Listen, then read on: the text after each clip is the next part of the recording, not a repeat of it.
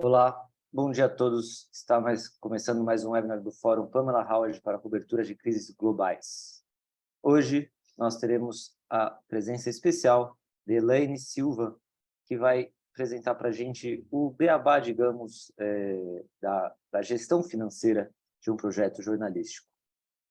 Isso é uma demanda que a gente já vem notando em outros webinars que a gente falava de como você pode conseguir financiamento para o seu projeto, como achar grants, como fazer pitch de sucesso. E algumas pessoas demonstravam interesse com esse tema e era algo que a gente ainda não tinha abordado. Então, hoje a gente vai dar uma atenção especial a isso, com um webinar bem bacana. A Elaine preparou slides, preparou planilhas, que eu acho que vai facilitar a vida de muita gente, não só em projetos grandes, mas também, às vezes, projetos pequenos, gente que está começando agora, projetos individuais, reportagens até, que às vezes é necessário ter um bom planejamento, uma boa gestão. Pessoal, lembrando que esse webinar está sendo gravado, depois a gente vai disponibilizá-lo no YouTube do IJNet, assim como um recap, um texto, com os principais pontos da nossa conversa. Isso deve ir ao ar até quinta-feira e a gente compartilha com vocês, ou também vocês podem ficar de olho no IJNet. Tá certo? Antes de mais nada, Elaine, muitíssimo obrigado pela sua participação. Tudo bem com você? Olá, bom dia, tudo jóia? Para mim é um prazer estar participando desse webinar e compartilhar um pouco aí do meu conhecimento e contar para vocês aí um pouco da história da Alma Preta e de outras empresas que eu faço parte. Bacana, Elaine. Pessoal, o chat está aberto, vocês podem, se tiver alguma dúvida, já estou vendo aqui a Islânia perguntando se tem alguém do Amazonas, achou que não ia funcionar, a gente teve um pequeno atraso, só uns ajustes aqui finais, e deu tudo certo, você convidou muita gente, que bom, espero que eles compareçam, se não puderem também, só passar o link para eles, que a gente vai ficar feliz. Elaine, então, para a gente dar o nosso pontapé, queria começar te perguntando, porque você não é, digamos, não fez uma graduação em jornalismo, né? Mas agora está na Alma Preta. Eu queria que você começasse contando um pouquinho sobre a sua história, como é que você chegou na Alma Preta e como tem sido trabalhar com jornalistas. Desde quando você tem trabalhado com eles? Desde 2018. Desde 2018? E como é que você Exato. foi parar com eles? Eu sempre trabalhei no mundo corporativo, trabalhei em agências de publicidade, me formei em administração de empresas, então eu não sou jornalista. E aí, conversando, né, no começo, eu resolvi trabalhar com o jornalismo, com a mídia independente, depois que eu fui demitida, né, de uma das agências que eu trabalhava, porque eu contei para o meu diretor que meu filho era autista, e aí eu resolvi mudar um pouco a minha carreira profissional, trabalhando com organizações que faz a diferença para o ecossistema, né, para o mundo, né, e daí foi assim que eu resolvi mudar um pouco assim os caminhos ali, né, de organizações corporativas para organizações sem fins lucrativos. Daí eu conheci as meninas do Nós Mulheres da Periferia, elas me incentivaram muito assim a abrir minha empresa, abrir uma MEI e trabalhar com esse campo, né, da mídia independente. Eu não conhecia muita coisa, elas me apresentaram esse universo e daí elas me apresentaram Alma Preta.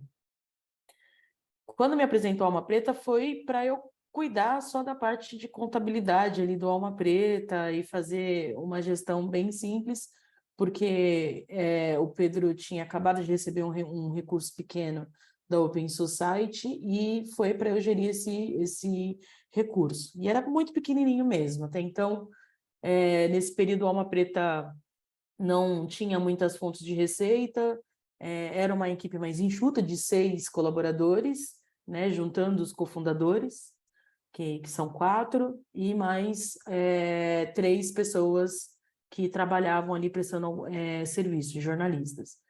E daí eu sentei com o Pedro e fiz a proposta, né, para fazer um planejamento estratégico para o Alma Preta e para que a gente pudesse fazer alguma arrecadação maior, que a gente pudesse expandir e melhorar mais a gestão.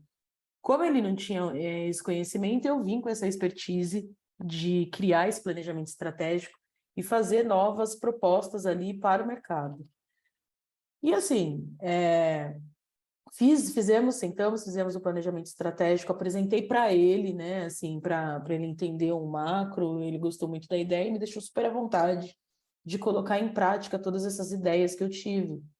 E eu posso dizer para você que em menos de 4 meses nós tivemos o resultado. Então, a gente conseguiu chegar no primeiro milhão do Alma Preta, a gente conseguiu aumentar a nossa equipe, então de 6 fomos para 17 colaboradores, conseguimos diversificar mais a receita, criar produtos, criar diretrizes, estratégias, que foi extremamente importante para que ele também pudesse ficar livre para produzir as reportagens, né? Então, eu venho muito com essa proposta, com essa ideia, porque sempre trabalhei em startups, então eu tenho muita expertise em fazer a empresa crescer, né? Então, e aí depois disso eu comecei a trabalhar com outras organizações, fundei a Black Adnet, que é uma rede de mídia programática que tem mais de 100 veículos de comunicação, então como sempre trabalhei em publicidade e propaganda, criei essa rede de EdTech justamente para poder trabalhar com publicidade dentro dos veículos de mídia independente, e boa parte desses veículos são liderados por pessoas pretas. Trabalho com Nós Mulheres da Periferia, trabalhei com a Iniciativa Negra por um Direito sobre Drogas, trabalho com o Instituto Matizes, trabalho com a Diversa, que é de Salvador, da Ita Laeta, que foi uma das cofundadoras da Vale do Dendê. Eu sou conselheira em algumas outras organizações. Enfim, assim, dou mentoria para algumas pessoas do ICFJ, né? Então, eu estou muito conectada a diversos veículos aí espalhados pelo Brasil, né? Então, acho que o meu maior objetivo é fazer com que essas organizações entendam o quanto é importante um planejamento estratégico bem feito, seja para a organização ou seja para indivíduo, que no caso do ICFJ, né, que eu estou dando mentoria, é para indivíduo, o quanto que isso é importante e evolutivo na carreira profissional dos jornalistas. Bastante coisa, né? Muita, muita. Mas, pelo jeito, você se encontrou, você diria? Gosta do que faz? Sim, é engraçado dizer isso porque eu sempre fiquei limitada, eu acho que por duas questões, eu nem gosto às vezes de comentar sobre isso, mas eu sempre fiquei limitada no sentido de ser mulher e negra, né? Eu era sempre a única mulher preta da empresa. Trabalhei em grandes empresas, trabalhei na TIM, no Grupo Pão de Açúcar, trabalhei no Grupo RBS, trabalhei na Macan, trabalhei na Vitrio, que é uma agência, enfim, trabalhei em empresas muito grandes, trabalhei em empresas multinacional que vinha de fora e eu tinha que consolidá-las aqui no Brasil, mas eu nunca tive um cargo reconhecido de liderança, né? Eu nunca fui gerente nesses lugares, mas eu tinha que ensinar meus gerentes e diretores a fazer os trabalhos, né? Então, era sempre esse o cenário. Já no Alma Preta e nessas organizações, eu vi que tinha um mercado muito interessante. Eu vi também que não tem concorrência, não tinha uma concorrência direta para mim. Então, ficou mais fácil para eu poder desenvolver o meu trabalho porque eu não tinha referência. E aí eu usei, de fato, o Alma Preta como um case para fazer aquilo que, de fato, eu gosto, né? Então, hoje, já trabalhei com várias pessoas, né? Assim, tanto na área de projetos quanto na área de administrativo financeiro, treinando essas pessoas para ocupar espaço dentro das organizações de mídia independente, que na maioria das vezes é ocupado por jornalistas de modo geral, né? E aí de diversas frentes. E isso é algo extremamente natural, que toda vez que começa um veículo de mídia, começa sim por um jornalista, e eu costumo dizer que é extremamente entendível que o jornalista ele quer fazer tudo, até porque não tem recurso para se contratar diretamente. E às vezes não tem também aquele conhecimento, porque isso não se passa dentro de uma faculdade, dentro de uma universidade. E ali faz o que dá. E nem sempre tem aquela ambição, né, de como que a gente trabalha com dinheiro, como que a gente trabalha com pouco recurso, como é que a gente estende isso. E eu falo que há uns anos atrás, o administrativo financeiro ele era visto como uma despesa, né? Se você pega 5 anos atrás, todas as empresas nunca deram valor ao ADM financeiro. E eu sempre trabalhei dentro dessa área, nessas organizações grandes. E o bom de ter trabalhado nessa área é porque eu sabia tudo o que acontecia nas organizações. Então, todas as estratégias de grandes diretores, eu bebi dessa fonte. Uhum. E aí, quando eu me deparo numa situação de que faltou um pouco de empatia ali, um pouco não, muita empatia de um desses diretores, eu acabei criando uma metodologia dentro da Alma Preta e dentro das outras organizações que eu trabalho, facilitando a vida do jornalista e deixando que o jornalista faça o que ele sabe fazer de melhor, né? Porque é isso, não adianta ser um jornalista renomado, e aí eu posso pegar, vamos pegar um exemplo de um Caco Barcelos, ele tem toda uma estrutura, uma Mônica Bergamo, né? Estou falando esses nomes assim, mas tem toda uma estrutura por detrás deles que faz com que eles ficam com a mente livre para fazer jornalismo.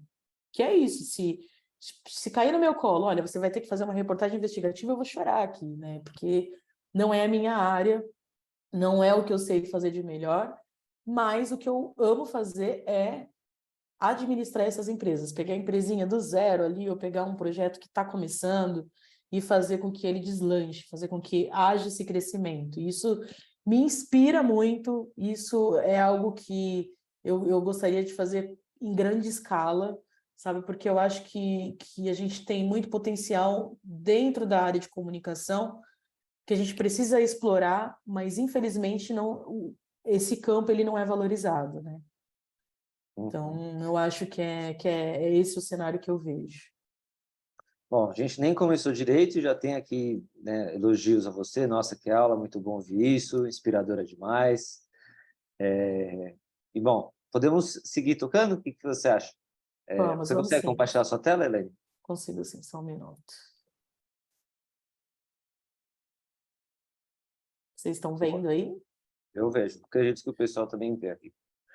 Bom, assim, primeiro de tudo, eu fiz uma apresentação simples, objetiva, com menos termos técnicos possível, para que todos pudessem entender um pouco aí de como é que funciona esse bicho de sete cabeças que é mexer com dinheiro, né? De fazer planejamento financeiro. Porque quando a gente fala sobre planejamento financeiro, a gente fica sempre com um pezinho atrás, no sentido de que, nossa, eu não quero lidar com números, eu sou de humanas, eu vou perder muito tempo com isso, eu não consigo precificar, ou então geralmente eu vou dar um valor nas minhas pautas, que é o mesmo valor que um jornalão paga, né? Então é 400, 500 reais, e aí você acaba perdendo, às vezes, 1, 2 semanas para ganhar apenas 400 reais. E eu sempre digo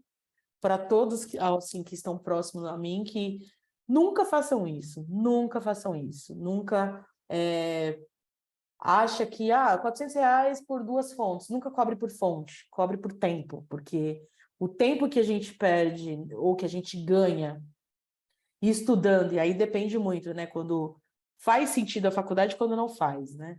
Mas é o tempo que a gente tem ali e se dedica estudando, tendo conhecimento, conversando com fonte, indo atrás da informação, apurando muitas vezes, se colocando em risco, isso não é contabilizado quando a gente vende uma pauta. Então, por isso que eu falo, nunca cobre por fonte e nunca aceite de cara o que estão te oferecendo, sempre barganhe, né? Então, e esse uma das dificuldades maiores assim que se tem aí quando vai fazer um planejamento e quando a gente vai colocar preço e entender o que de fato a gente oferece para o mercado. E daí, eu costumo brincar muito com as pessoas e dizer que meu sonho, né, é ser a Oprah, né? Eu quero ser a Oprah do Brasil, né? Então, por que que eu falo isso? Porque Eu cansei de dar dinheiro para grandes empresas, eu cansei de dar dinheiro, de ajudar grandes empresas a ganhar dinheiro, a fazer os seus impérios, sabendo que tem outras empresas que são muito maiores do que essas que são grandes, né, financeiramente, mas que não entregam o tanto que o jornalista de base ali, o jornalista que está na ponta, o jornalista regional, eles entregam, porque muitas das vezes eles se pautam pelo que vocês produzem. Então, eu queria começar assim essa apresentação falando a frase que sempre me motivou, né, que é da Oprah, que é: se você olhar para o que você tem na vida, você sempre terá mais. Agora, se você olhar para o que você não tem na vida, você nunca terá o suficiente, e isso é real. Todas as vezes que a gente coloca no nosso caminho o quão é difícil dar o primeiro passo, isso para mim não dá, já começa o dia com negatividade, o seu dia inteiro vai ser ruim, você não vai conseguir desenvolver aquela pauta. E isso é o que eu falo para todos os meus colaboradores. Eu já chego todos os dias aqui no escritório falando bom dia, eu trago pão, trago coisas para a gente sentar e tomar um café gostoso aqui na Alma Preta, porque a gente tem que começar o dia bem, a gente tem que partilhar coisas boas, até porque a gente lida com seres humanos. Então, quando eu vejo que tem ali um colaborador que está, mas eu já cheguei assim, estou chateado e está tudo dando errado, eu lanço essa frase. A gente tem que olhar para aquilo que a gente tem, para aquilo que a gente consegue entregar. E mesmo que a gente não consiga entregar tudo que a gente projetou, o que a gente entregou é o suficiente para aquele dia. E está tudo bem, sabe? Então, eu acho que todos vocês têm que pensar numa frase de impacto, numa frase que te motiva. Seja de uma pessoa que te inspira, né? Ali, que te motiva profissionalmente, ou seja uma frase de impacto do seu negócio. Né? Então, eu acho que isso é extremamente importante para que a gente possa alcançar os nossos objetivos e ter um caminho a seguir ali. Né? Então, o meu objetivo é ser uma Oprah. Quem sabe eu vou conseguir alcançar esse objetivo, mas eu acho que eu estou no caminho. E partindo disso, né, partindo desse contexto, eu queria que vocês analisassem muito assim, o caminho do onde estou e onde eu quero chegar, né? Às vezes a gente está num momento de tentando planejar e a gente patina demais, né? Então, fazer esse exercício de onde estou, de parar ali e colocar exatamente essas duas frases. Onde é que eu estou? Estou num momento de que eu estou me desvinculando de um jornal específico ou para ser um jornalista individual. Eu quero produzir as minhas matérias, eu quero ter minha liberdade, eu não quero ter pressão, eu quero trabalhar no meu tempo, na minha hora, fazendo aquilo do jeito que eu acho que faz sentido. Então, é isso. Onde eu estou? Estou sem escritório, trabalhando de forma virtual, captando recursos, eu estou planejando as minhas pautas, que estão completamente difíceis, mas eu não tenho uma verba para fechá-las. Então, é isso. É listar tudo que, de alguma maneira, faz sentido para você e onde você está no seu momento. E aí, o onde quero chegar é isso, é um horizonte, é um universo, é um infinito, né? E aí eu coloco essas duas imagens propositalmente mesmo, assim, porque todas as vezes que eu vou conversar ou eu vou falar ou da mentoria para jornalistas, é engraçado que quando a gente vai falar de finanças é sempre uma reunião de pauta. E eu falo assim, gente, isso aqui não é reunião de pauta, esquece. Finanças tem que ser objetivo porque números é isso. 1 mais 1 é 2, 2 mais 2 é 4. Então não tem complicação. Eu não preciso estudar. Ou então eu falo sempre assim para os meus sócios, né? Eu brinco com eles. A gente vai falar de captação de recurso ou criar algum projeto específico, né, para fazer alguma pauta, sei lá, vamos falar sobre jornalismo de dados, que é uma coisa que é nova que a gente vai estar fazendo, está começando agora no Alma Preta. Aí eles, quando eu vou falar de dinheiros, né, ou de possíveis captação de recurso, eles querem fazer análise de conjuntura da captação de recursos. Eu falo, gente, não é análise de conjuntura. Não há necessidade de fazer uma análise de conjuntura, eu acho que isso é muito importante, mas façam naquilo que de fato tem que ser feito, ou seja, nas pautas, vocês podem fazer. O que eu preciso são ideias, né? Porque essa é a diferença de quem está ali ajudando a organizar a cabeça dos jornalistas, né? Então, entender onde a gente quer chegar, onde vocês querem chegar, é extremamente importante. Então, eu quero ter um escritório onde eu vou ter uma Elaine, estou puxando sardinha agora para o meu lado, brincando, mas Merecido.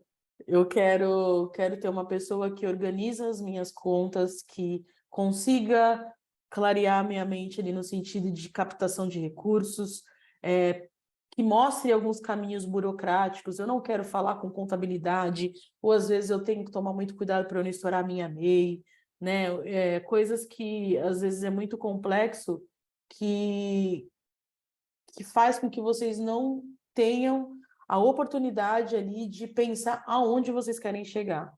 Tem pessoas que tá tudo bem, quer ser um jornalista ali que quer produzir a sua pauta, não quer ter uma equipe de pelo menos uma pessoa ou duas pessoas, né, para que possa ali se dedicar e expandir mais, porque quanto mais densa a pauta for, mais atenção o jornalista precisa e menos atenção vai dar para essa questão do dinheiro, né?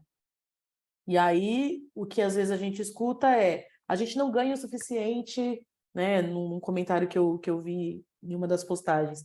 Ah, para que planejamento financeiro se a gente não ganha o suficiente para planejar aquilo que a gente ganha?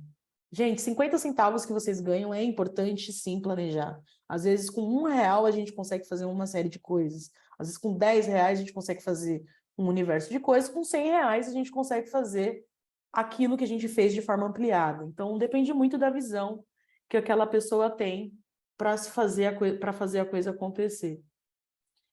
Então, é esse o recado que eu quero deixar para vocês, para planejar onde estou nesse momento e onde eu gostaria de chegar, quais são as minhas referências, que eu acho que é muito importante colocar ali em modo lista esses tópicos de onde vocês gostariam de chegar. Para além disso, uma vez que eu tenho minha frase de impacto, uma vez que eu tenho a minha análise de onde estou, onde eu quero chegar, eu preciso definir as minhas diretrizes, né? E aí vocês vão ver eu falando muito em organização, em empresa, e tá tudo bem, porque eu não posso falar que o que vocês fazem é quanto apenas pessoa física, porque vocês não estão representando uma empresa, mas de alguma maneira o produto são vocês, né? O produto do jornalista é o conhecimento, é a mente. Então, a gente tem que lidar e começar a mudar algumas palavrinhas para que se profissionalize aquilo que vocês fazem, né? Então, eu estou só colocando essa observação, porque vocês vão ver muito essas palavras aqui nessa apresentação. E aí é o que eu coloco aqui, que as diretrizes organizacionais, dentro desse contexto, ela serve para estabelecer uma direção geral para o desenvolvimento e para a administração dos nossos vários negócios, serviços, produtos, atitudes e por aí vai, né? Então, coloquei aqui 5 diretrizes, porque é o máximo de diretriz que a gente tem que colocar dentro de qualquer projeto que a gente faça daqui para frente, né? Então, coloquei algumas palavrinhas de criar, adquirir, expandir, desenvolver, estruturar. E aí eu posso trazer alguns exemplos. Então, criar matérias relacionadas ao ecossistema filantrópico. Ou adquirir conhecimento financeiro na medida que o meu negócio ou que a minha organização se expanda. Expandir as minhas matérias para o eixo Nordeste e Sudeste, né? Desenvolver habilidades institucionais para que eu possa captar recursos. Estruturar a minha equipe para que eu possa ganhar fôlego no sentido de me aprofundar mais em alguns temas de matérias específicas como políticas públicas e meio ambiente. Enfim, Eu estou trazendo alguns temas aqui em termos de diretrizes que vai fazer com que vocês se organizem mais e que não saia do foco quando vocês forem criar determinados produtos, ou se for vender algum produto, ou até mesmo se for estruturar os tipos de matérias que de fato vocês gostam de fazer. E aqui, o que eu aconselho sempre no início é criar diretrizes que de fato dão um conforto emocional para vocês e que vocês de fato façam aquilo que vocês gostam de fazer, né? Que foi um pouco do que eu fiz quando eu saí do meu, que eu falei para vocês no comecinho lá, que eu mudei um pouco o meu foco, que eu gosto de trabalhar com organizações que de fato façam a diferença, é justamente eu fazer o que eu gosto, né? Então, fazer o que é certo, fazer o que eu gosto ali é fazer outras organizações crescerem e ganhar dinheiro. Tudo bem até aqui? Eu posso seguir? Acho que sim. Deixa eu ver se tem alguma dúvida. Por enquanto, não. Tá Podemos bom. seguir. E daí aqui exemplo de estrutura, né? Então, coloquei aqui áreas de gestão, projeto, captação comercial, dev, TI, comunicação, conteúdo, imprensa e publicação. Geralmente o jornalista ele é tudo isso aí, tudo, literalmente tudo. E como é que ele faz tudo de uma vez? Esse é o segredo que eu gostaria de saber, qual jornalista consegue fazer tudo isso sem uma ajuda, né? Eu acho que esse é o grande segredo. O jornalista não é tudo isso daqui, o jornalista também precisa de um apoio. O jornalista, para ser um bom jornalista, ele precisa de um apoio. Pelo menos aqui nessa área de gestão, o jornalista precisa de alguém que seja um estagiário de jornalismo que vai ajudar ele a entender todas essas áreas, que seja um ADM financeiro que vai ajudar eles não somente na parte burocrática da coisa, que isso não tem nas universidades, isso não é passado, mas também vai ajudar na organização, né? Porque boa parte das vezes eu vejo lá e me manda um invite, espera aí que eu vou ver aqui na minha agenda, aí falei ali, né, os jornalistas mais raízes ali têm a sua agendinha física, depois manda e não se dá conta de que tem e-mail, de que tem outras coisas ali para responder, porque está imerso ali na sua pesquisa e que está tudo bem, que esse é o ponto e o foco principal. E aí eu dei aqui um exemplo de estrutura de como que vocês montariam isso, né? Num universo macro, que as áreas de referência, de quem é responsável, de quais são os próximos passos, né? Todos esses aqui podem ser vocês, no início, quando a gente faz um planejamento estratégico, tanto da nossa vida pessoal, quanto da nossa vida profissional, ou da nossa organização, isso daqui ele vem muito assim, a gente aparece sempre aqui. Eu me lembro que quando eu fiz o planejamento institucional do Alma Preta, eu estava em todas as abas, todas as abas. Hoje eu só estou em 2 abas, e eu só quero estar em uma aba, né? Então, de todas essas caixinhas eu estar em 2, eu já fiquei feliz, né? Então, eu acho que isso daqui traz um pouco da leitura, depois a gente pode até disponibilizar para vocês, e vai estar gravado também, mas para vocês entenderem como e que tipo de referência vocês fazem para poder estruturar essas áreas de forma individual. Aí vocês podem dizer assim para mim, mas eu não preciso de um dev, de um TI. Depende, se você tiver seu blog pessoal, sim, você vai precisar de um TI. Vai precisar. Mas alguém na área de comunicação? Talvez sim. Quem é que vai gerir suas redes sociais? Você mesmo vai fazer sua matéria? Você mesmo vai gerir a publicação no site, nas redes sociais? Acho que precisa de uma pessoa ali, entendeu? Se esse volume aumentar, cada vez mais a gente vai precisar de pessoas para nos auxiliar, para que você tenha esse respiro, né? De informação e de engajamento e de dedicação ali nas matérias que vão ser escritas ali no dia a dia. Elaine, só antes da gente continuar, um comentário, uma pergunta. Acho que isso passa muito também por ir naquela analogia de trocar a roda do carro pelo movimento, né? Porque muitas vezes o projeto começa com uma pessoa e aí a resposta para sua pergunta, pelo menos no início, acaba sendo sim. Vou eu escrever a matéria, editar e publicar nas mídias sociais, fazer a gestão, etc. Começa a fazer tudo. Só que ao mesmo tempo que a coisa vai crescendo, vai tomando forma, né? Que acho que é o objetivo de todos, né? Para ficar 5 pessoas lendo ou vendo, aí vai ganhando forma, vai ter que se ajustar, né? Ir atrás dessas pessoas. E em relação ao planejamento, ele é anual? Vocês fazem isso todo ano ou foi uma vez que você fez? Semestral?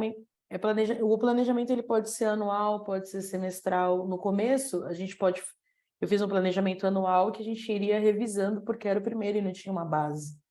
Então, a cada 3 meses, a gente fazia ali a revisão disso. Então, e por que que é interessante fazer essa revisão? Porque a gente começa com um recurso muito pequeno e na medida que eu vou captando mais recurso, eu vou abrindo o leque de possibilidades. Com isso, eu vou ter que contratar mais pessoas e eu vou ter que adequar aquele planejamento anual que eu fiz.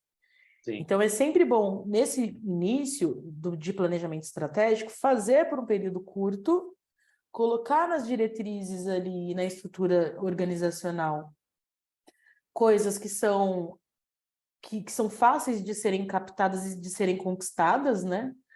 Para que você não se frustre também. Eu acho que esse é o foco principal. E aí eu te dou um exemplo de quando eu mudei a chave, né, assim, de lidar ali só com veículos de mídia independente, eu me lembro que eu comecei a trabalhar com MEI. Eu falei, é um bicho de 7 cabeças eu lidar com empresa LTDA sozinha, ou organizações sem fins lucrativos, ou empresa de capital aberto. Eu morria de medo, né? Só que foi muito rápido, porque em 4 meses depois, eu não dava conta de tanta MEI que eu tinha ali, com um monte de empresas com fins e sem fins lucrativos que eu tinha, e eu tive que contratar pessoas para me ajudar a trabalhar. Aí eu criei a MS Consultoria, que é uma empresa que eu tenho de administrativo financeiro, que eu contrato mulheres de 50 a mais para poder atender essas outras mídias independentes que eu trabalho também, e penso esse planejamento estratégico. Então, estou te trazendo um elemento que é paralela e é fora do Alma Preta, que foi uma coisa que eu não aguentava, não tinha mais braço para isso. E o medo que acabou sendo, que eu deixei de lado essa questão de receios e medos e contratei outras pessoas que hoje toca essa empresa e eu só apareço para falar de planejamento estratégico, de dar uma dica para as empresas, porque é as meninas quem administra toda a parte operacional para essas organizações que a MS Consultoria atende. Entendi. Daí o próximo passo, né, que é exemplos de métodos organizacionais, isso aqui é legal, até eu coloquei aqui também 5, porque as metas elas têm que vir de encontro com as diretrizes e têm que vir de encontro com onde estou, onde eu quero chegar, né? Então, criação de um site, um SEO de tráfego de site, criar uma newsletter, aumentar a audiência, eu coloquei feminina aqui, e contratar novos repórteres, né? Que é basicamente o início, né? Assim, quando a Alma Preta expandiu também a quantidade de pessoas na equipe, foi basicamente isso daqui que a gente pensou. A gente vai mudar o nosso site, então o site da Alma Preta tinha uma interface, a gente mudou a interface, a gente prestou mais atenção no SEO do site, a gente criou uma newsletter, a gente pensou no aumento de audiência, que de alguma maneira, se eu contrato novos reportes, se eu mudo a interface, né, que eu crio ali, que tem a ver muito com a tecnologia e tudo mais, eu acabo aumentando a nossa audiência e criando um novo produto. Mas para isso, para que eu tenha aqui essas diretrizes bem claras e objetivas, eu preciso entender onde, quando, a quantidade e como. Podem ser outras perguntas? Podem ser também. Mas eu acho que isso daqui é o básico do básico do básico. Então, no Alma Preta tinha assim, expandir a equipe do Alma Preta para o Nordeste. Então, estava aqui. Onde? Recife, Salvador. Quando? 2020. Quantidade? 10 colaboradores. Como? Opa. Como? contratando pessoas, captando recursos e nananã. Então, eu estou dando exemplos aqui para vocês também, porque isso aqui tem que ser uma linha e tem que ser algo que, de fato, vocês vão alcançar. São exemplos de metas, são metas alcançáveis, não adianta colocar que você vai ganhar 30 bilhões de reais, sendo que você aí alcançou 1 milhão de reais, e tem muito para chegar lá nos 30 bilhões. Então, acho que a ideia é colocar coisas assim no primeiro momento e, na medida, também vai reestruturando todo esse processo de metas organizacionais. E aqui eu coloquei alguns exemplos de ofertas e de produtos. Então, por exemplo, quando a gente pensa, quando jornalista, em produtos, eu tenho uma pauta, que vou vender uma pauta. Não, tem uma série de coisas que vocês podem vender e que podem ser comercializadas também. Reportagem, newsletter, podcast, né, quanto conteúdo. Aí, publicidade. A gente pode vender a nossa news, a base que a gente tem da nossa newsletter, com e-mail marketing para alguma ação. Então, sei lá, a favor da ministra negra no STF, ou de uma juíza negra no STF. Poxa, eu posso fazer um e-mail marketing aqui, vender para alguma fundação e publicar ali dentro da minha base de dados. Isso é possível? É possível, sim. Você pode escrever e fazer a venda lá. E aí nasce um novo produto. Vídeos de propaganda e publicidade. Tem alguns jornalistas que gostam de fazer, tem outros que não querem vincular a cara ali dele quanto jornalista a uma marca específica, a uma publicidade de propaganda. E tá tudo bem. Mas tem vídeos de publicidade que eu posso colocar dentro do meu blog, por exemplo, dentro do meu site de notícias, e tá tudo bem. Posso colocar um banner, posso fazer uma collab dentro das minhas redes sociais, dependendo da empresa ou dependendo da ação. Posso colocar uma publicidade institucional, posso fazer uma parceria com a Secretaria de Comunicação, por exemplo, para veicular a publicidade e propaganda do governo, como um programa, por exemplo, Desenrola, campanha do dia D de vacinação, que vai de encontro ali com a minha editoria, com a minha pauta. Isso está tudo ok. E você não está infringindo absolutamente nada. E, de alguma maneira, é uma renda passiva, que não depende de você, depende da audiência. As peças publicitárias vêm prontas, e você não tem esforço algum para fazer com que você tenha uma renda dentro desse tipo de produto. Tem eventos, muitos jornalistas são convidados para fazer rodas de conversa, cursos e palestras sobre jornalismo, né? No meu caso aqui, por exemplo, eu estou dando palestra para jornalistas, né, para que se entenda como que e quais formas que são interessantes de se ganhar dinheiro, como é que a gente faz para administrar, né, a verba da porta para dentro. Enfim, aí tem outros tipos de evento, tem cobertura de evento, por exemplo, casting de fotos. Então, sei lá, a Converse convida um jornalista para fazer fotos ou para fazer algum tipo de cobertura, né? Então, dá para se fazer aqui cobertura de lançamento de uma marca específica ou cobertura de, sei lá, a gente pode fazer cobertura de uma emenda parlamentar ou de alguma coisa relacionada à política, enfim. Ou cobertura cobertura de eventos políticos e culturais, enfim. Posso criar vários N tipos de produto específicos e que, de alguma maneira, isso vai me beneficiar.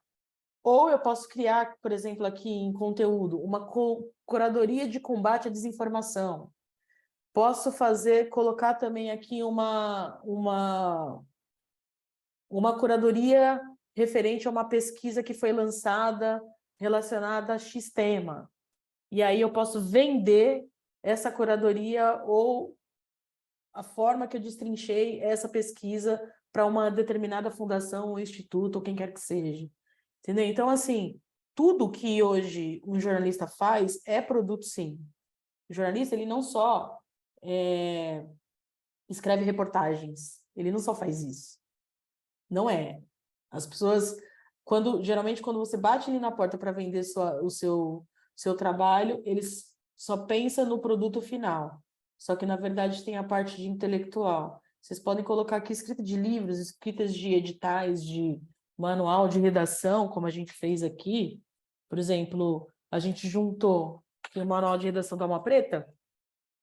Esse manual aqui, que virou um livro, na verdade, a gente juntou, se eu não me engano, 11 jornalistas, sendo 6 estagiários, que fizeram a escrita desse projeto, que fizeram a escrita desse manual. Então, assim, isso aqui é um produto, de alguma maneira.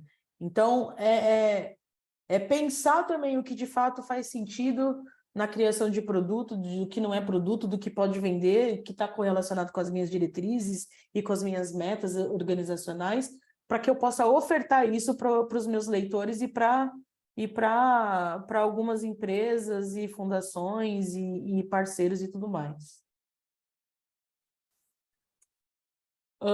Aí eu separei aqui, né, assim, saindo do planejamento estratégico e indo mais para a parte prática, os 7 mandamentos da sustentabilidade financeira de um jornalista, né? Que é separar o dinheiro da empresa do seu pessoal. E eu coloquei empresa para ser bem sistemática mesmo, no sentido de que nem tudo que eu ganho é pessoa física. Tem que lidar com essa prestação de serviço como algo corporativo, mesmo o produto sendo vocês. Entendeu? Então, a ideia é o quanto que a Elaine, quanto jornalista, precisa separar para a Elaine, quanto jornalista, e o quanto que a Elaine precisa investir na empresa Elaine EMS Consultoria. Isso pode dar problemas legais também, né? Extremamente, muito, muito. Porque, por exemplo, eu como Elaine MEI, eu sou EMS Consultoria. E aí eu tenho a Elaine Silva como pessoa física. Quando eu vou fazer ali o meu imposto de renda, eu preciso separar, de alguma maneira, essas receitas. Entendeu? Às vezes, quando chega lá no começo do ano, todo mundo fica desesperado para entregar a declaração e entrega de qualquer jeito.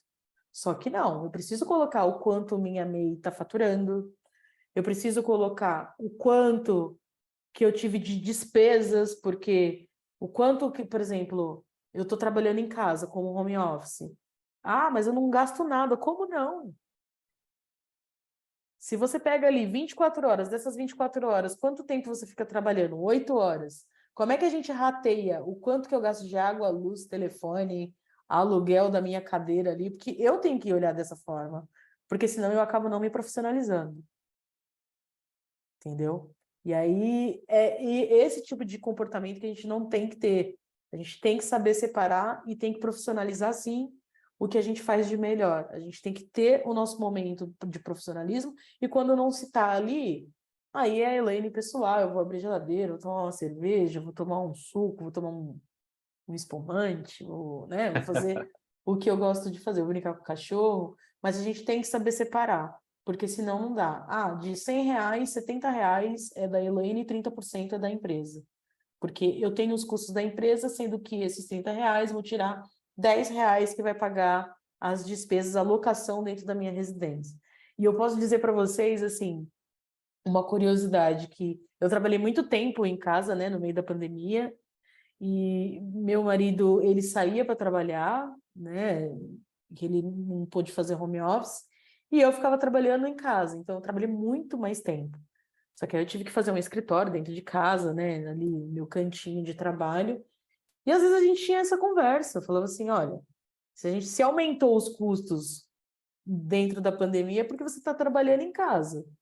Então, quanto, até nas divisões, e eu achava extremamente injusto isso, o quanto do seu trabalho que a gente tem que bancar, que não tem que sair ali do meio a meio de despesas pessoa física entre eu e meu companheiro, no sentido de rachar as despesas e o que é do meu trabalho. E ele estava certo, entendeu? E isso é extremamente correto se fazer, né? Então, por isso que é extremamente importante separar o dinheiro da empresa do seu pessoal. E que muitas vezes dá um nó na nossa cabeça, achando que tudo é a mesma coisa, né? O segundo tem um orçamento definido para a empresa, que é basicamente isso que eu falei. Quanto que você quer investir em telefonia móvel, os cafezinhos da tarde para conversar com fontes, né?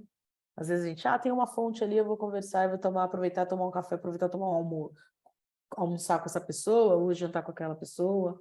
Aí vem gasto de Uber, vem gasto do seu tempo, vem uma série de outras coisas. Aí você não ficou com o cachorro lá que era o momento de levar o cachorro para passear, e o cachorro que levou a conta principal que você não ficou com ele. E aí quem é que vai pagar isso aí? Sabe? Então, é ter nítido para vocês e definido o orçamento da empresa para que vocês tenham uma verba específica para que vocês não embolem o que é dinheiro da minha compra do mês e o que é dinheiro do cafezinho da fonte. Acho que esse o exemplo aí. Terceiro, tem uma reserva de emergência para imprevisto. Então, eu citei aqui a pandemia, por exemplo. Ninguém estava esperando que a pandemia ia tomar essa proporção.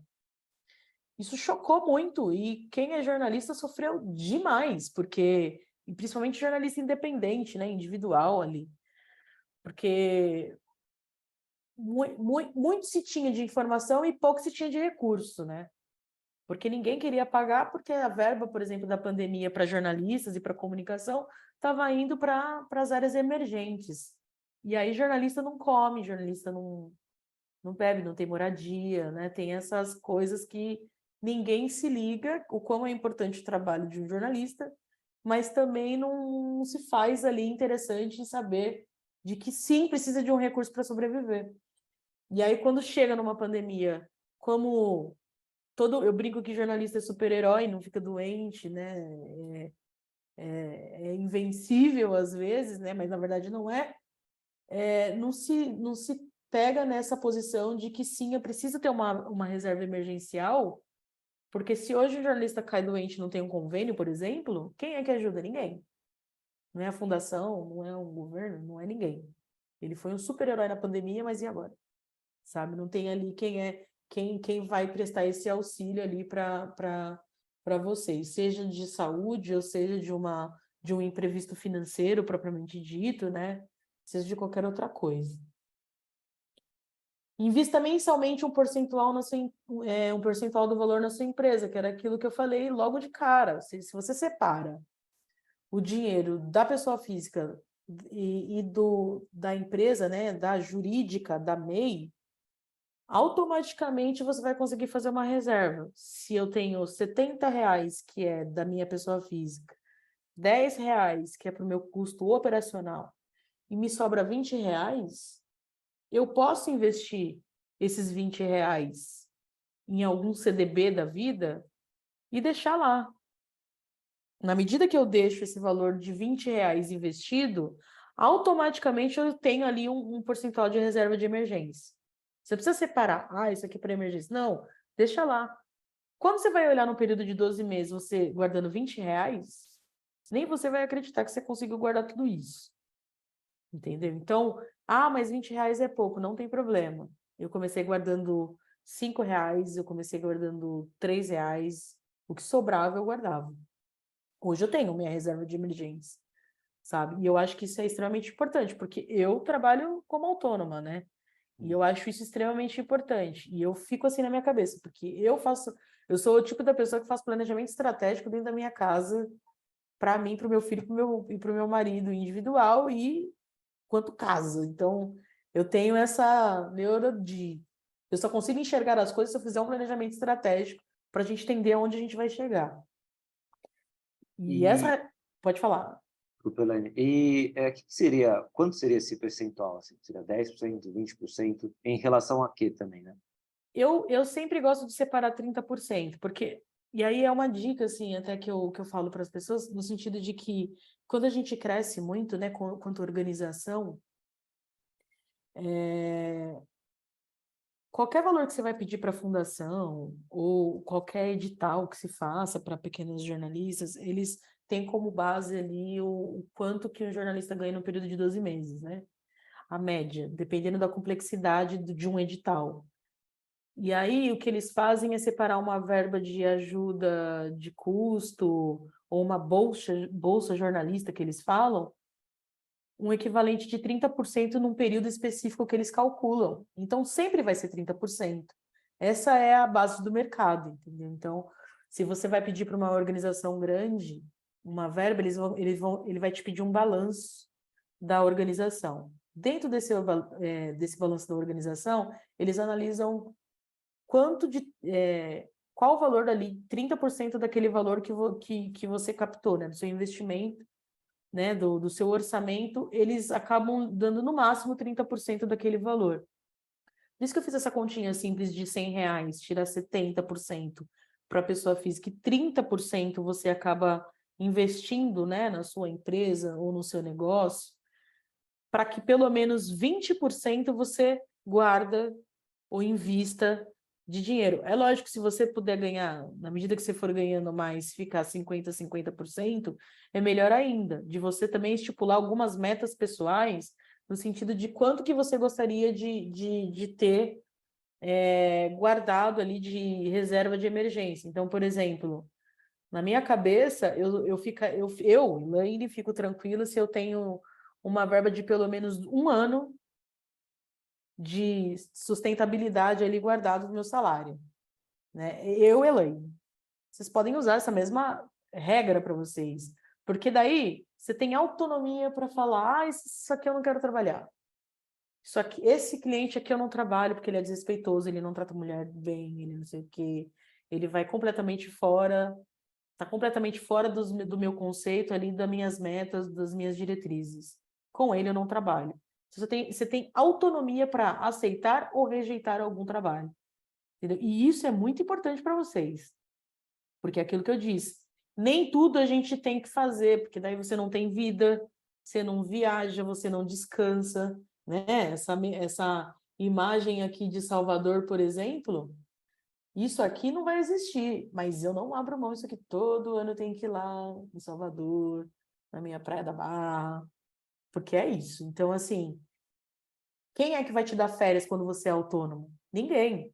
Você não tem férias, né? Porque aí você vai ser obrigado a trabalhar 12 meses por ano para você ter umas férias? Não, começa aqui de alguma maneira a guardar o seu fundo para que você tenha pelo menos um ano de reserva aí, ou chegar nesse objetivo de um ano, de você não ter nenhum trabalho, de tirar 2 meses sabático, de você ficar doente, por exemplo, e não ter quem cubra. Tem isso também, né? Se você fica internado por algum motivo de saúde, como é que você vai fazer? Se você não tem uma reserva ali que consiga cobrir esse 1, 2 meses que você ficou ausente e não pôde produzir, né? Sendo um jornalista ali independente, um profissional independente. Então, isso aqui é muito importante de investir pelo menos 30% daquilo que você ganha num CDB. O CDB, ele assim, não tem segredo, é um investimento que todo banco tem, é um investimento seguro, você pode ter alguns que você pode resgatar a qualquer momento. Começa simplesinho com um CDB, porque eu acho que vocês não vão se arrepender, sabe? Ah, deu algum BOzinho ali? Beleza. Resgata o dinheiro, mas você acaba brincando de... Você é o seu próprio banco que empresta dinheiro para você, mas você tem essa responsabilidade de devolver novamente para o lugar onde você investiu esse dinheiro. Faça uma projeção anual dos seus ganhos e gastos, que é aquilo que eu estava explicando para vocês antes, de fazer um planejamento estratégico, né? Um planejamento estratégico nada mais é de você entender o que você quer, para onde você quer ir, né? Onde você está, para onde você quer ir, o que você precisa nesse trajeto, né? Nessa linha do tempo, de onde você está no momento, para onde você quer chegar, para daí você começar a fazer a projeção anual dos ganhos e gastos, né? Porque você já sabe o que você precisa para trilhar esse caminho e, de alguma maneira, você vai conseguir fazer a projeção, fazendo algumas pesquisas, conversando com alguns colegas, né? Fazendo pesquisa ali em alguns sindicatos para entender salários, para contratar a tua equipe, ou até mesmo para fazer algum tipo de investimento financeiro dentro do teu negócio, que é criar um site, eu preciso de 3, 5, 10 mil reais. mas eu quero também disponibilizar um banco de fotos e imagens ali, ou então eu quero disponibilizar dados que eu coletei de alguma reportagem investigativa e quanto que seria o custo de um TI para que se faça isso. Então, fazer uma projeção anual de tudo que você está ganhando e para tudo que você pensa gastar, isso abre-se um leque também de possibilidades e conhecimento para você entender onde e quem você pode captar recursos para que você possa suprir os seus gastos ali que você está projetando naquele período de 12 meses. Revise mensalmente as despesas da empresa e planeje o faturamento, que é exatamente isso que eu falei, né? E que a gente estava conversando, e a pergunta que o Daniel fez lá atrás, né? Como é que eu troco a roda do carro andando, né, com o carro andando? É basicamente isso. Fiz o planejamento de 12 meses, vou revisitando. Ah, fechei um contrato aqui.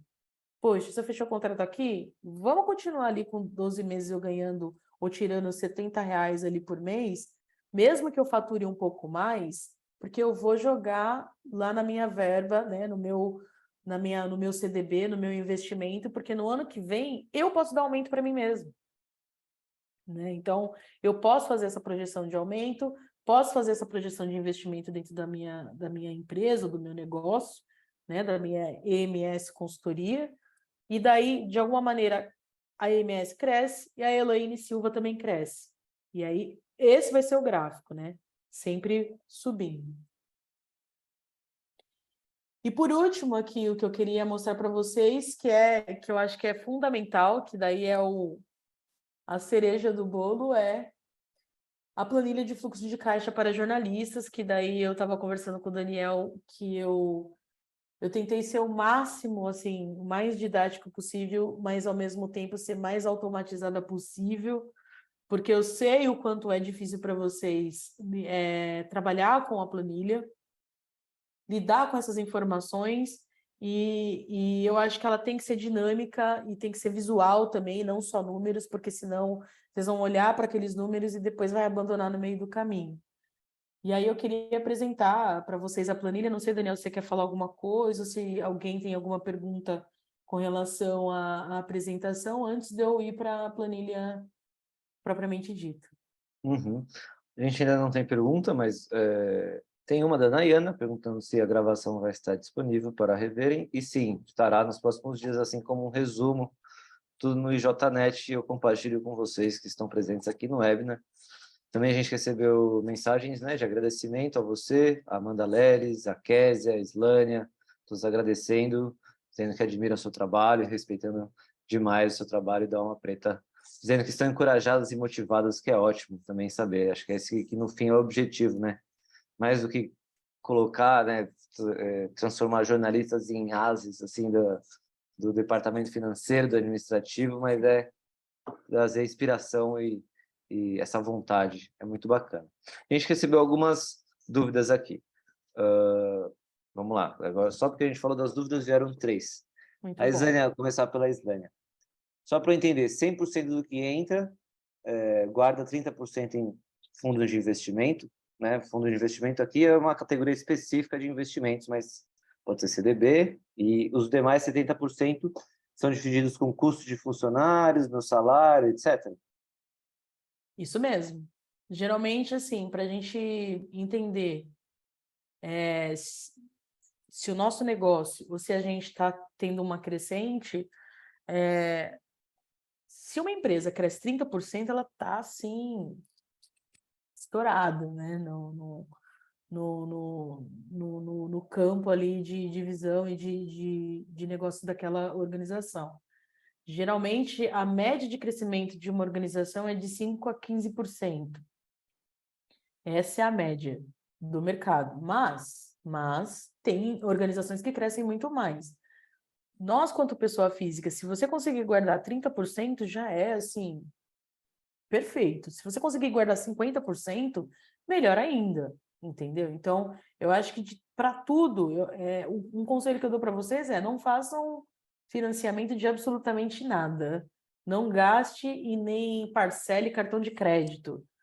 Não seja refém de juros. Juros é uma coisa que vai fazer com que você perca muito dinheiro. Então, o que vocês têm que pensar é basicamente isso. Não lide com cartão de crédito, ou se olhar ali no cartão de crédito, não pague depois, não dê juros para o banco e pegue esses juros para o banco, ou se autopenalize ali. Se eu tive que atrasar uma conta e pagar juros, eu vou ter que guardar muito mais, porque se eu tenho dinheiro para dar para o banco, eu também tenho dinheiro para guardar, entre aspas, né? É você enganando o teu cérebro ali. Mas eu acho que o melhor de tudo é sim investir, pelo menos no começo, 30% do valor que você ganha ali e os outros 70% você faz essa divisão. Kézia, eu não entendi sua pergunta. Agora você mandou outra. O jornalista pode escrever e pleitear recursos como MEI para projetos? Como se remunerar sendo autor do projeto? Não sei se está dentro do nosso escopo, mas você saberia responder? Não, sim, o jornalista ele pode ser MEI, eu acho que deve ser MEI, e aí eu conto para vocês por quê, porque dentro daquele imposto DAS, da guia DAS, da MEI, você já paga INSS. Então, por exemplo, se a mulher engravida, você consegue ter auxílio maternidade porque você está pagando a DAS da MEI. Então, tem vários benefícios que a MEI traz para um autônomo, que é fundamental que se tenha pelo menos uma MEI. Você ficou doente, teve acidente de trabalho, você também consegue entrar com recursos no INSS para que se tenha um auxílio do governo, que não é igual, mas tem algumas coisas que são bem parecidas que um CLT. Inclusive o recolhimento do INSS para ajudar na nossa aposentadoria. Eu dou risada porque esse universo está bem longe hoje em dia, né, de se aposentar, você tem que mudaram-se muito as regras da aposentadoria, mas é extremamente importante que se tenha. É uma MEI justamente para você ficar segurada nesse sentido. E com relação a você prestar um edital ou para você captar recursos para você mesmo, isso é possível sim.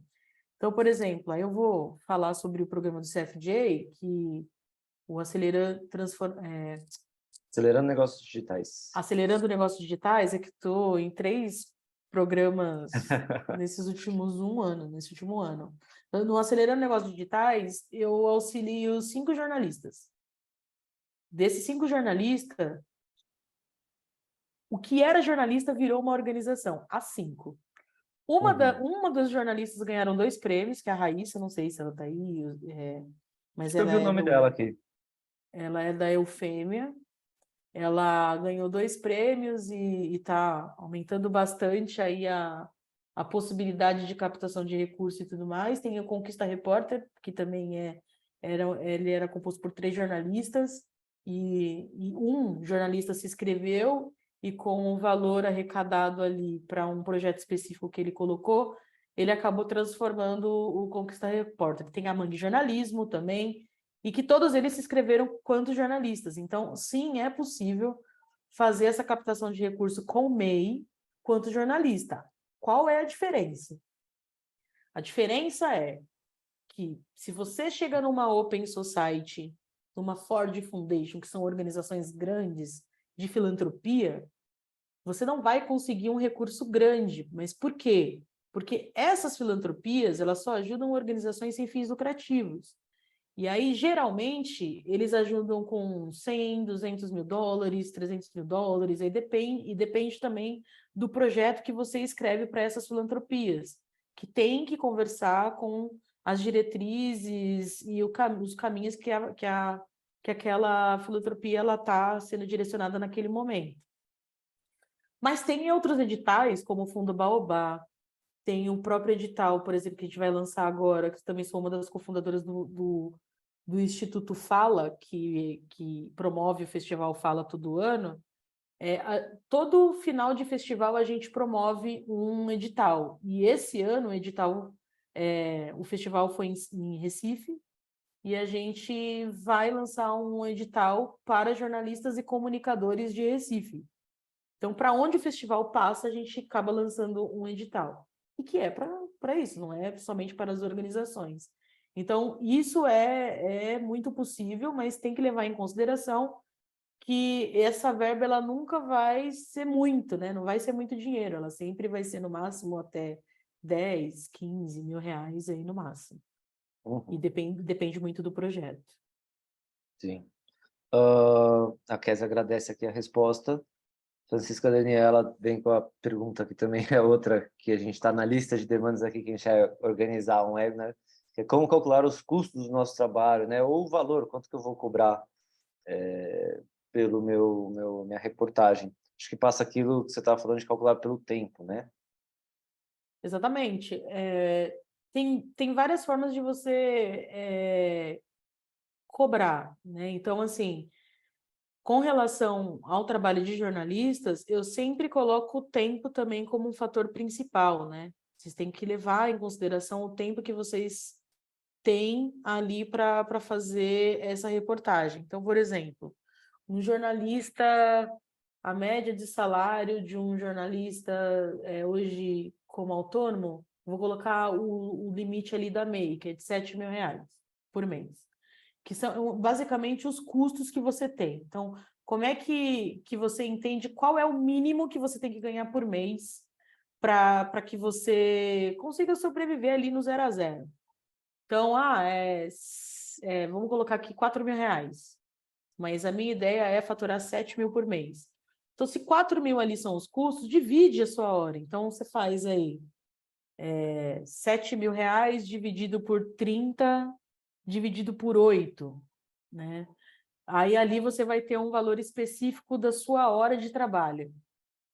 Pronto, você já pode calcular dessa forma. Essa é a forma mais simples que eu acho que vocês podem calcular e precificar daqui para frente. Ah, mas se a matéria for uma matéria mais de 4, 5 fontes, multiplica por 2 vezes o valor da sua hora.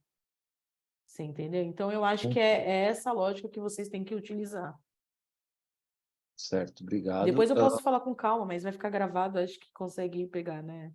Sim, sim. Aí também a gente vai ter um texto que a Marina está preparando, e aí vai ter esses pontos no IJNet. Ah, tem mais duas aqui antes da gente seguir, senão a gente vai ficar com o tempo apertado.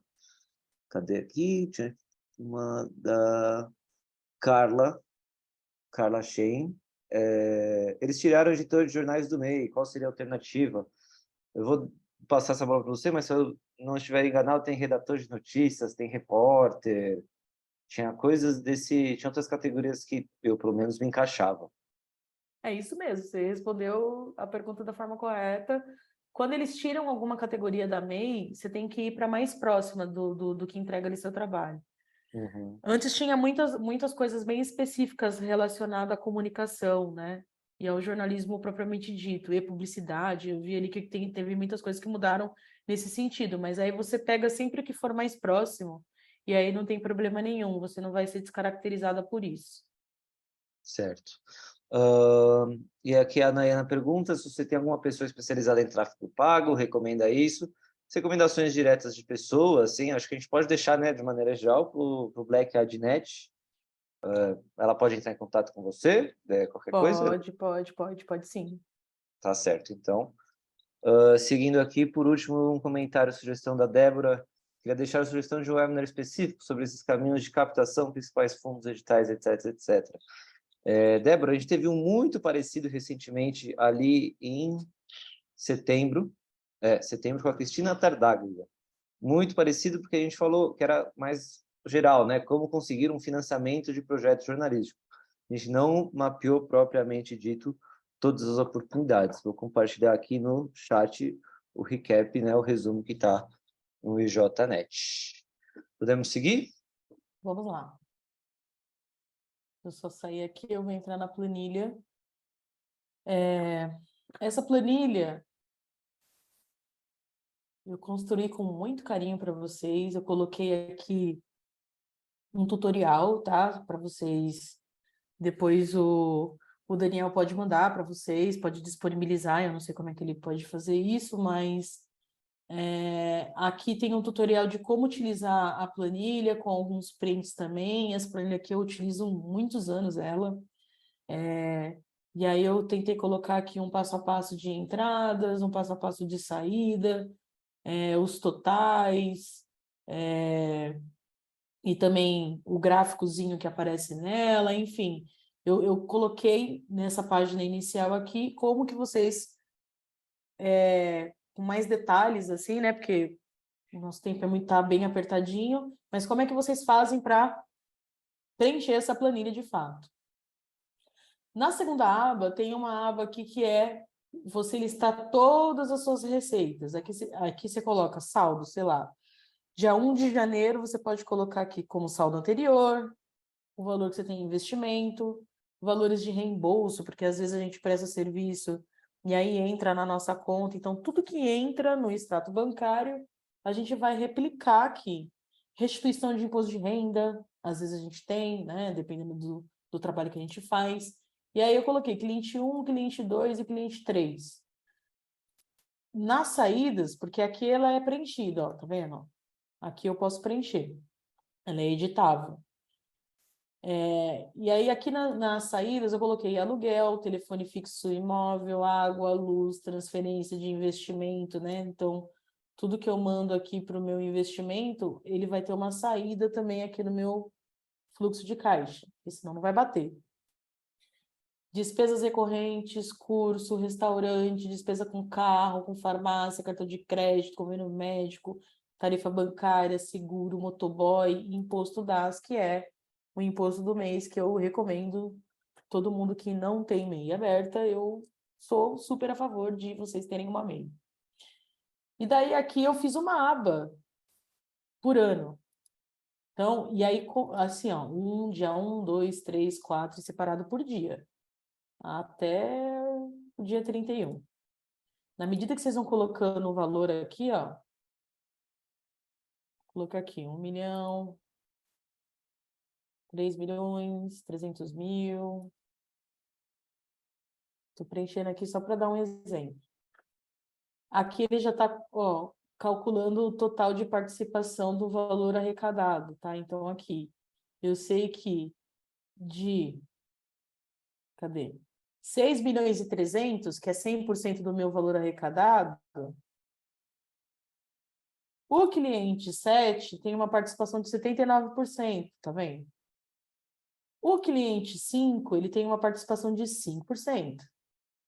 E o cliente 7 tem uma participação de 16% dos 6 milhões que eu faturei. Eu fiz isso justamente para vocês ir se familiarizando com o percentual também, né? Para vocês entenderem o quanto qual cliente que é mais importante e quem não é. Eu acho que isso é importante vocês saberem. Quem é que você dá mais atenção nesse caso? Então, por exemplo, eu tenho 8 horas no dia, eu tenho 8 horas no dia. Como é que eu divido as minhas horas com esses clientes aqui? Fica fácil de olhar quando tem um percentual aqui. O cliente que eu menos vou dar atenção é o dos 300 mil. Não é que eu não vou deixar ele falando, não é isso. Mas ele vai pagar por 5% do meu dia. O cliente aqui de investimento, vamos dizer assim, eu vou me dedicar 16% do meu dia para o meu cliente de investimento. E 79% vai ficar com o cliente 3, porque ele está pagando mais, é ele quem está me dando uma atenção maior e, com certeza, a minha dedicação para ele vai ser muito maior. Entendeu? Então, isso daqui fica mais fácil também de vocês identificarem como é que vocês dividem a atenção para determinados clientes. Né? Então, eu acho que eu respondo algumas perguntas que vieram de como precificar, de como dividir o meu tempo. Eu acho que vem de encontro também nessa tabelinha de participação que eu coloquei aqui para vocês. E aí, aqui embaixo, tem as despesas. Então, aluguel, vamos pôr aqui, ó. A mesma coisa, tá vendo aqui, ó? 5 mil, 10 mil. Vou jogar uns valores aqui só para exemplo. Mesma coisa, falar, puxa vida, por que minha conta de água tá dando o equivalente a 50% dos meus gastos? Opa, eu preciso levantar a bola aqui no sentido de que vou ligar na Sabesp para entender porque eu estou gastando muito de água. Você entendeu? Aqui é o inverso, porque a despesa é a gente que tem que se controlar, né? Se a gente não se controla, isso aqui vai fazer com que a gente entenda aonde está o nosso gargalo. Poxa, eu gasto 25% do que eu tô, das minhas despesas é de aluguel. Se 25% está sendo de aluguel, peraí, não compensa mais eu mudar para um lugar menor e juntar o restante da grana para eu comprar uma casa própria, para eu comprar um investimento, sei lá, que eu estou gastando com Uber, no final das contas sai mais barato eu ter o meu carro porque eu vou economizar mais? Entendeu? Então, é essas análises que eu gostaria que vocês tivessem quando olhasse essa linha aqui de participação. E é Que importante é, ser detalhista, né? Porque eu estou vendo, tem até o despesa com carro, despesa com farmácia, cartão de crédito, convênio médico, tarifa bancária também. É bom ser bem detalhista. exatamente, é isso, porque no fim das contas, isso aqui tem que bater com o saldo da sua conta, senão é mentira. Senão você está enganando você mesmo. Eu falo que a pior coisa é a gente se auto-boicotar, né? Então, eu acho que isso aí é a pior coisa da vida, assim. A gente não tem que se auto-boicotar. Enfim, aí aqui, essas as análises, né, que vocês vão ter. Aqui dá para preencher também mais coisa, no fim das contas. A gente preenche aqui e vai sair lá. E sai aqui nessa planilha. Acho que está lá em cima, né? Aqui, ó. Tudo que eu preencher aqui nessa primeira aba de receita e despesa, vai sair aqui, tá vendo? Então, aqui eu não preciso mexer em nada, porque tem fórmula que carrega automaticamente. Eu só vou mexer dentro desses quadros, e aqui a mesma coisa, não muda nada. Aí, no final da planilha, tem o demonstrativo anual, que também é tudo fórmula. Vocês não vão precisar fazer nada. E aqui também tem a participação de tudo. Então, tanto da receita, deixei bastante linha também, porque eu não sei o que vocês vão colocar, ó. Entrou em março, que entrou lá em dezembro, tanto da receita quanto da despesa, que é o que a gente mexeu aqui. Isso é lindo, porque depois você vai ver, você fala, meu Deus, realmente eu estou gastando muito aqui. Aonde eu vou parar com esses gastos do cartão de crédito, que sempre é a bomba, que a gente não sabe, é um docinho aqui, é um milkshake ali, é um iFood, é um Uber, e não sei o quê. Quando você vai ver, o cartão de crédito consome quase mais de 50% da nossa renda. Isso vai ajudar bastante. E aí, aqui no final, tem o gráfico, né? Então, por exemplo, faturei bastante em março, em dezembro eu não faturei muito, mas gastei bastante. Então, isso aqui é legal, porque no fim das contas vocês vão ver os meses que mais fatura, o mês que menos fatura. E quem é de jornalismo de dados gosta disso, porque fala assim, peraí, mas por que está dando esse pico aqui de faturamento?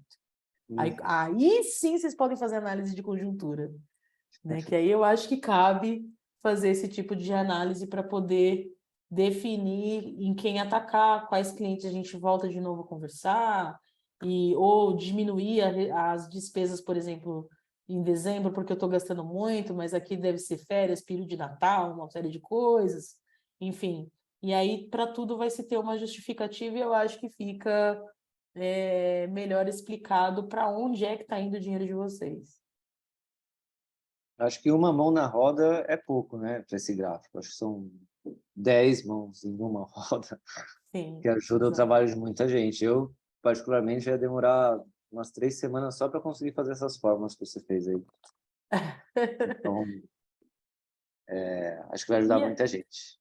e aí eu acho que é isso, assim, eu estou super aberta para que vocês precisarem, eu finalizo aí a minha apresentação em meu webinar com os meus contatos. Caso vocês precisem, eu tenha dúvidas, pode falar comigo, ou pode falar com o Daniel também, que a gente tenta aí ajudar vocês da melhor forma possível. E aí Exatamente. eu Obrigado a estou super você, aberta. Elaine. É, concluindo aqui, né, a nossa reta final, os últimos minutinhos, a Maia colocou no... Agradeço a Maia da Jor, colocou aqui no nosso chat 2 links importantes que respondem à pergunta da Débora, né, que é o Guia Básico de Financiamento de Jornalismo Digital. Tem um outro link que eu não conhecia, que traz meio que quase um mapa, né, dessas oportunidades de bolsas, ONGs, quem costuma financiar o jornalismo. Francisca Daniela pergunta, a tabela será disponibilizada? Sim, a gente vai pegar esse link e vai passar para vocês. Lembrando, né, aquele esquema de vocês baixem a tabela e façam sua própria edição. Se vocês fizerem edição ali, não vai alterar para todo mundo, e aí pode ir para o trabalho de outros. Natália, Amanda, todos agradecendo a partilha, a Islânia também. Ela diz, vou até ler aqui da Islânia, obrigado, obrigado, obrigada. Vocês me deram o que precisava para tocar um sonho profissional. Um dia espero abraçar pessoalmente, claro, comemorar se tudo der certo. Vou dar um start já já, diz ela. Legal, Raíssa, também muito obrigado. Odilon, obrigado a vocês. Elaine, comentário final? Alguma coisa que você gostaria de dizer? Quero agradecer, né, a vocês aí pelo convite, agradecer a todo mundo que ficou aí até o final, espero poder ter ajudado bastante. E, de novo, eu acho que eu me despeço falando aí da frase da Oprah, né, que se você olhar para o que você tem na vida, você sempre terá mais. Se você olhar para o que você não tem na vida, você nunca terá o suficiente. Então, de novo, como o meu sonho é ser a Oprah do Brasil, eu acho que fica aí para vocês essa dica de que não desista dos números, não desista de um administrativo financeiro. Eu acho que sempre olhe assim, para um amigo que faça com que vocês tenham aí a oportunidade de fazer o que vocês fazem de melhor, que é fazer o jornalismo acontecer no mundo, né? E só agradeço mesmo a oportunidade e estou super à disposição para o que vocês precisarem aí ao longo desse período aí profissional no jornalismo. Muito obrigado, Elaine. Dalmir, onde baixa a planilha, a gente vai pegar o link e vai mandar para vocês por e-mail, tá bom?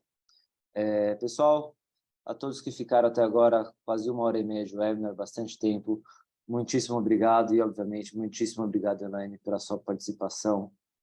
Imagina. E Prazer. me despeço por aqui, pessoal. Muito obrigado, um abraço a todos, até a próxima. Tchau, tchau, gente. Tchau, tchau.